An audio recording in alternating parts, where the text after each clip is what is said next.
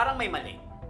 Isinisisi ng gobyernong ito sa taong bayan ang mga tambak na basura na naipon sa isang creek malapit sa Baclaran sa Parañaque City. Ito ay malinaw na passing the blame. Ang kapalpakan ng gobyerno ay ibinibintang ngayon sa mga tao. Ayon kay Secretary Vince Dizon, for the first time, ngayon lang ito nangyari, not in GMA's time, not in Pinoy's time, not even in Duterte's time. Ngayon lang sa panahon ni Bongbong Marcos Jr. Anong ibig sabihin nito? Inutil ang nasa gobyerno.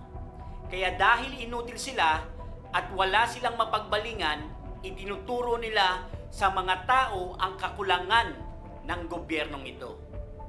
Pero sige, let's give them the benefit of the doubt. Sabihin na nating may kasalanan ng mga tao. Pero ang tanong, ano ang ginawa nyo? Paano nyo pinigilan ng mga tao na magtapon ng basura kung saan-saan?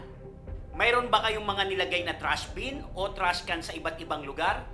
May mga tao ba kayong nagbabantay para maayos ang pagtatapon ng basura? Ano ang programang ginawa nyo? Paano nyo nasabing epektibo ang ginagawa nyo? Ngayon kung epektibo, bakit nangyayari ang ganito? Kasi ang pagkakaalam ko at pagkakaalam ng lahat, ginagawa ng bawat bahay ngayon, iniipon yung mga basura nila at naghihintay ng truck sa kanilang barangay para hakutin ang mga basura.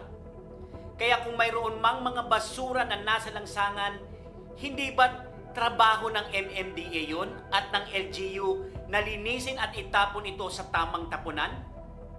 Kaya kung may mga nagkalat man ng mga basura sa labas o sa mga lansangan, hindi ba't kasalanan na ng gobyerno ito? Hindi ba't kapabayaan ito ng MMDA at ng LGU? Kaya bakit nyo ibinibintang sa mga tao ang kapalpakan nyo?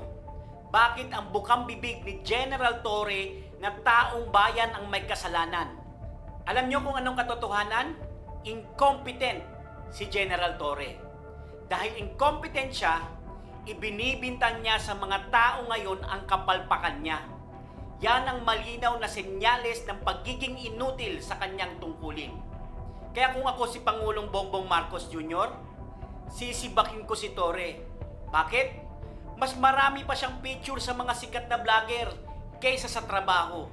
Mas marami pa siyang patama sa mga iba't ibang politiko kaysa sa trabaho. Mas marami pa siyang papogi kaysa gampanan ng kanyang tungkulin. Ngayon makikita mo siya nandun sa Parañaque. Nagpapapogi na naman. Pinapakita niya na nagtatrabaho kuno siya. Kung kailan nangyari ang problema, tsaka kumilos. Baliktad ata utak nito ni General Torre. Kung kailan tambak ang basura, tsaka nagpahakot na napigilan sana kung nagtatrabaho ng maayos. Mayroon kayong Gabriel Go na istrikto sa pagpapatupad ng batas trapiko. Binablog pa nga yung mga ginagawa niya. Walang problema doon.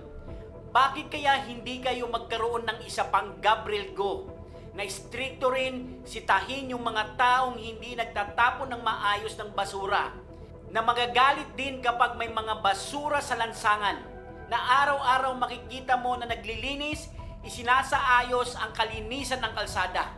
Bakit kaya hindi ganun ang gawin nyo? Nilagay kayo sa mga posisyon na yan para gampanan yung mga trabaho nyo, hindi para ibintang sa mga tao ang kapalpakan nyo.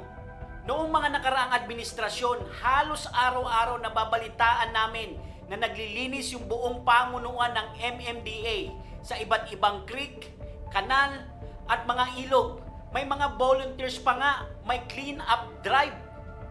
Ngayon, sa administrasyong ito, araw-araw din namin nababalitaan na nagpapapicture sa ganitong vlogger si General Torre, na may post na ganito, patama sa iba't ibang politiko, na magaling siya magpiano. May mga comment pa nga yan sa mga post ng iba't ibang vlogger. Ba't di ka na lang nag-vlogger, General Torre?